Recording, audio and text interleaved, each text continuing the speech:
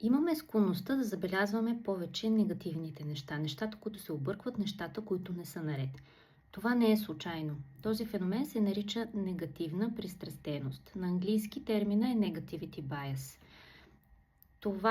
Тази тенденция представлява една естествена когнитивна склонност, при която обръщаме повече внимание точно на по-негативните неща, вместо на позитивните.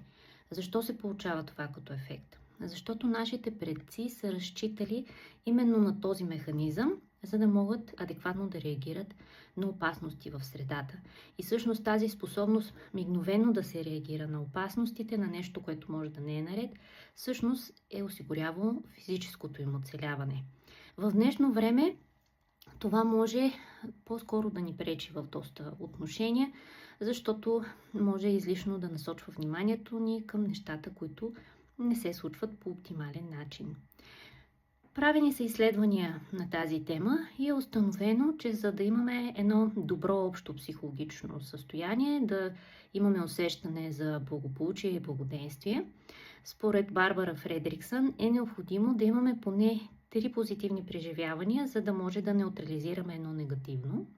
А от гледната точка на Джон Готман, специално в интимните взаимоотношения, това съотношение е необходимо да бъде 5 към 1. Тоест, 5 позитивни неща, 5 позитивни преживявания, за да се балансира едно негативно нещо. Добрата новина е, че нашия мозък е пластичен. Имаме така наречената невропластичност. Това е нашата присъща способност да се учим, да можем да придобиваме нови знания и умения по време на целия си живот, така че да се адаптираме адекватно към средата, която ни заобикаля. Невропластичността е нещото, което ни помага да се променяме в по-градивна посока. Можем да тренираме способността си, да се фокусираме върху това, което е позитивно. Може да го правим всеки ден, всеки път, когато имаме такава възможност.